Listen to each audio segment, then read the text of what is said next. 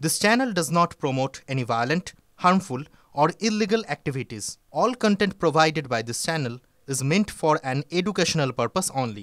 দক্ষিণ দিনাজপুর জেলায় ৬টা বিধানসভা আসন আর সেই ৬টা বিধানসভা আসনে জিততে হবে বলছেন অভিষেক বন্দ্যোপাধ্যায়, কিন্তু তার বৈঠকের আগেই তো প্রকাশ্যে তৃণমূলের গোষ্ঠীকোন্দল।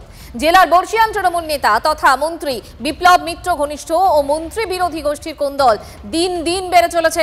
বিষয়টি ভালো চোখে দেখছে না রাজ্য নেতৃত্ব। আজ অভিষেক বন্দ্যোপাধ্যায়ের সঙ্গে বৈঠকে থাকার কথা রয়েছে জেলার মন্ত্রী বিপ্লব মিত্র সহ বাকি দুই বিধায়ক তোরা হোসেন মণ্ডল ও রেখা রায়। সম্প্রতি তৃণমূল কংগ্রেসের কিষাণ ক্ষেত মজদুর সংগঠনের বৈঠকে মন্ত্রী বিরোধী গোষ্ঠীর নেতারা ডাক না পাওয়ায় অশান্তি চরমে উঠেছে। ফলে অভিষেকের বৈঠকে দুই গোষ্ঠীর ক্ষোভ বিস্ফোরিত হতে পারে বলে মনে করছে রাজনৈতিক মহল। রাজ্য নেতৃত্ব ইতিমধ্যেই পরিস্থিতির দিকে নজর রাখছে। দলীয় সূত্রের দাবি, দক্ষিণ দিনাজপুরের কোন্দল নিয়ন্ত্রণে আনতে বিশেষ নির্দেশ দিতে পারেন অভিষেক বন্দ্যোপাধ্যায়। যা কিছু করুক জেলার ৬টি আসনই বিজেপি পাবে, দাবি বিজেপির জেলা সভাপতি স্বরূপ চৌধুরী। মূলত সাংগঠনিক বিষয়ে আলোচনা হবে। আমরা কেন হারলাম, যে সিটটা মমতা ব্যানার্জি বা অভিষেক ব্যানার্জির প্রত্যাশা ছিল, কিন্তু আমরা কেন প্রত্যাশা পূরণ করতে পারলাম না, সেসব বিষয়ে হয়তো আমাদেরকে জানতে চাইতে পারে। অন্তর্দ্বন্দ্ব রয়েছে পার্টিতে, সেইগুলো মেটানোর জন্য। দেখেন, এটা তো অস্বীকার করা জায়গা নাই, দলটা অনেক বড় হয়েছে, দলে বিভিন্ন অভিমত লোকের থাকে। হ্যাঁ, এগুলো নিয়ে কোনো পরামর্শ দিতে পারে উনি, যে এই জিনিসটা একটু বাড়াবাড়ি হচ্ছে কোনো একটা জায়গা, যদি বলে আমরা সেটা রেকটিফাই করার চেষ্টা করব। পরিবার বড় হলে পরিবারের মধ্যে পারস্পরিক একটা সমস্যা মাঝে মধ্যে থাকে, তো সেগুলো অবশ্যই রাজ্য নেতৃত্বের নজরে রয়েছে। বিগত কয়েকদিন ধরে বা কয়েক মাস ধরে যে ধরনের ঘটনাক্রম সামনে এসছে, সেগুলো সবটাই রাজ্য নেতৃত্ব জানে। এই সমস্ত যে অভিযোগগুলো তোলা হচ্ছে বা ডাকা হচ্ছে না, কেন ডাকা হচ্ছে না, এই সমস্ত বিষয়গুলো সেগুলো রাজ্য নেতৃত্ব জানে। তারা নিশ্চয়ই দিক নির্দেশ দেবেন।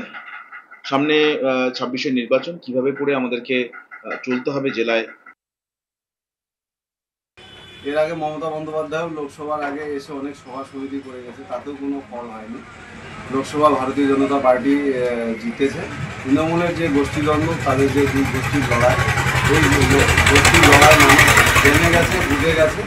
সেই জন্য আমরা তৃণমূলকে নিয়ে খুব একটা ভাবছি না।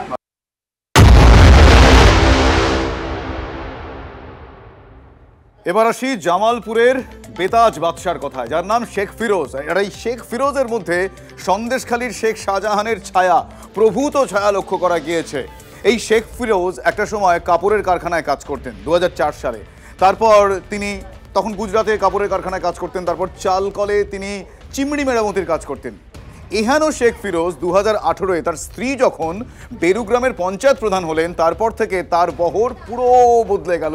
সে তখন এলাকার বেতাজ বাদশাহ হয়ে উঠলেন এবং যে কাজগুলো তিনি করতে শুরু করলেন, তখন যে কাজগুলো করে সন্দেশখালীতে বেতাজ বাদশাহ হয়েছিল শেখ শাহজাহান, ঠিক সেই কাজগুলো, জোর খাটানো, প্রভাব খাটানো, তোলাবাজি, জবরদখল, যে কাজ শেখ শাহজাহান সন্দেশখালীতে দিনের পর দিন করে বেতাজ বাদশাহ হয়েছে, শেখ ফিরোজও একই কাজ ঘটিয়ে জামালপুরের বেতাজ বাদশাহ হয়ে উঠল।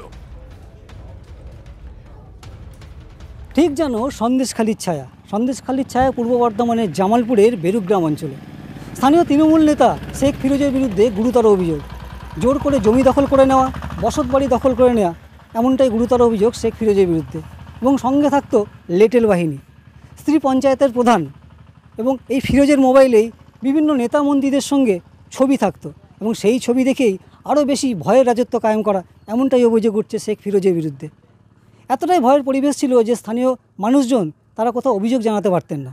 যদিও বা অভিযোগ জানাতে যেতেন, সে অভিযোগের কোনো রকম কিনারা হতো না, যে কারণেই কিন্তু শেখ ফিরোজের এত বাড়বাড়ন্ত। স্থানীয় মানুষজন চাইছেন পুলিশ প্রশাসন ব্যবস্থা নিক, গ্রেপ্তার করা হোক শেখ ফিরোজকে, এবং তাদের যে সমস্ত সম্পত্তিগুলো দখল করা হয়েছে জোর করে, সে সমস্ত সম্পত্তি তারা ফেরত পাক। পূর্ব বর্ধমান থেকে মনতোষ পোদ্দার, TV9 বাংলা। ওরা সব লেটেল বাহিনী, নিজের ক্ষমতা বলে আজকে এরকম জায়গায় চলে গেছে। পর লোকের জমি লিখিয়ে নিয়েছে, টাকা দেবো বলে লিখিয়ে নিয়েছে, পরবর্তী ক্ষেত্রে টাকা দেয়নি। 2018 সালের পর থেকে আস্তে আস্তে ধীরে ধীরে শুরু হয়, তারপর 2021-এর যে ইয়েটা হয়েছে তারপর থেকে এটা চরম আকার ধারণ করে। বালিখাতের সঙ্গে বালিখাতের যারা মালিক ছিল তাদেরকে জিজ্ঞেস করলেই পাবেন, ও জোর করে পয়সা নিত। আমার মনে হচ্ছে যে ওনার স্ত্রী প্রধান আছে বলেই এই জিনিসগুলো হচ্ছে, সেই জন্যই পুলিশ হয়তো একটু পিছিয়ে আসছে। আমরা চাইছি যে প্রথমত প্রধান থেকে বরখাস্ত হোক, আর দ্বিতীয়ত যে সমস্ত মানুষের সম্পত্তিও নিয়ে নিচে জোর করে, সেই সমস্ত সম্পত্তিগুলো ফিরে পাক এবং শেখ ফিরোজ গ্রেপ্তার হোক। হ্যাঁ, যে গঠন করে নিয়েছে। কতটা জায়গা আপনার এখানে? 19 কাঠার মতন হবে। এখন আনুমানিক মূল্য কত হবে? 50 লক্ষ টাকা পড়ে হবে। জোর করে মানে বাধা দেওয়ার পর শুনল না। এবার আমাদের কাছে সেই এমন আছে, আমরা পাবলিক লোক, ভয় কী করবো, ভয় মানে দিতে হয়নি, আর কাছে ঘেঁষতে দিলে না, তা কী করবো, বাঁশ ঝাড় পর্যন্ত কেটে উঠিল, বাঁশগুলো পর্যন্ত বিক্রি করে নিলে জুলুমবাজি, তো সব সময় জুলুম। ভয় বলতে কি, মারধর করতো তো আপনার। এবারে পুলিশের কাছে যখন যাই আমরা, বলছে তোমরা আগে এখানে আসুন কেন, আমি মনে হয় আপনারা আস্তে আস্তে তার আগেই তো মেরে ফেলে দেবে, তারা আপনি তখন কি করবেন? ও 2-4 জন থাকতো, ওর সঙ্গে ও হুকুম করতো, মারতো, কেউ ভয় কিছু বলতে পারতাম না আমরা। পুলিশ যখন আসবে হয়তো বলে পুলিশ আসবে, পুলিশও আসবে না সময়।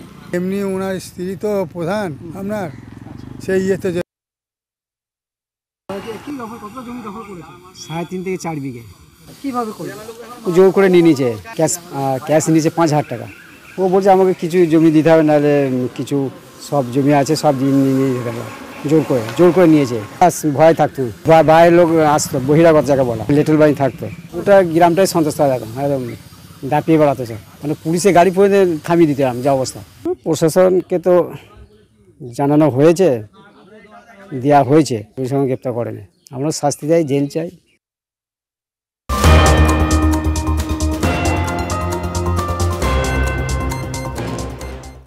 ছাত্রভোট না হওয়ার দায় কলেজের ওপরে চাপালো রাজ্য। কলেজের ভোট নিয়ে বিশ্ববিদ্যালয়কে মামলায় যুক্ত করার নির্দেশ কলকাতা হাইকোর্টের।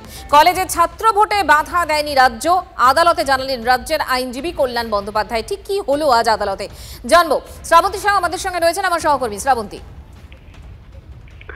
দেখো, 2013 থেকে ছাত্র নির্বাচন হয়নি এবং আজকে এই মামলা দীর্ঘদিন চলছে। সেখানে বিচারপতি সুজয় পাল তিনি জিজ্ঞাসা করেন যে বারবার নির্দেশ দেওয়ার পরেও কেন ছাত্র ভোট সংগঠিত হয়নি। রাজ্যের আইনজীবী হিসেবে কল্যাণ বন্দ্যোপাধ্যায় তার যুক্তি হচ্ছে যে রাজ্য কখনোই ইলেকশনে বাধা দেয়নি, বরং প্রত্যেক বিশ্ববিদ্যালয়কে আলাদা করে নির্বাচনের জন্য সার্কুলারও জারি করতে বলেছিল রাজ্য সরকার। কিন্তু তারপরেও নির্বাচন যে করছে না, সেটা বিশ্ববিদ্যালয়ের নিজস্ব দায়িত্ব। আগামী শুনানির সময় সমস্ত রাজ্যের যত বিশ্ববিদ্যালয় আছে তাদেরকে এই মামলায় যুক্ত হওয়ার নির্দেশ।